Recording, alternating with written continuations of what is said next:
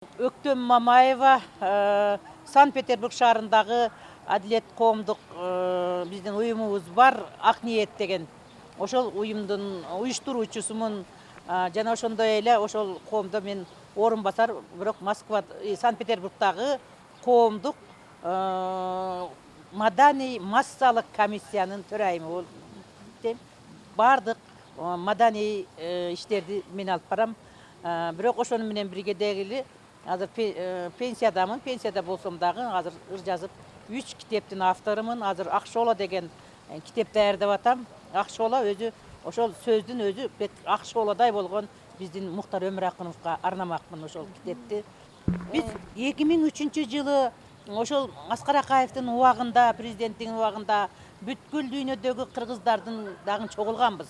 Бизди чогулткан ошол Ысык көлгө.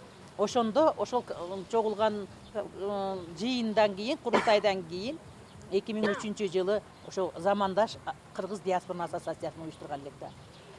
Бул деген ошол убактагы мезгилдин доордун дабышын түшүнгөн коомго эң бир керектүү бала экен.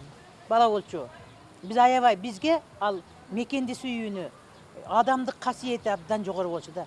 Санкт-Петербургка канча жолу барды. Ошол барганда дагы бизге кичинекей даамды белек алып барчу. Ар бирибизге өктөмөже ушу белекти алып коюң. Кыргыздын даамы ушунчалык барганда ушу мекенге кеткин келип, ушундай балдарды, ушундай жигиттерибиз бар деп ишенибиз аябай чоң эле да.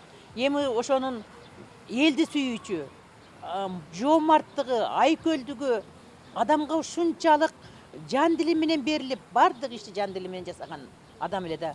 Муктар бир жаркырап, бир шооладай болуп туруп, ак шооладай болуп бир көрүнүп койду.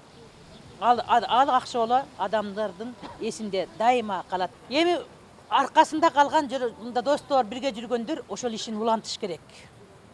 Мен китепке жаздым, эл сүйгөн адам өлбөйт деп. Ал өлгөн жок. Мына экинчи өмүрү азыр кайрадан жаралып атат.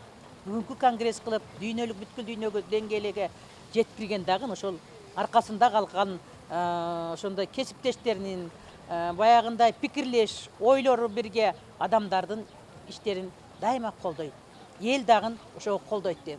Демек биз бардыгыбыз биригип ошол сыртка чыгып кеткен кыргыздарды кайрадан ала тоого кайтарсак, биз ушу Муктардын ишин кайрадан жандандырып тирилткен сыяктуу болмокпуз деп ойлойм да.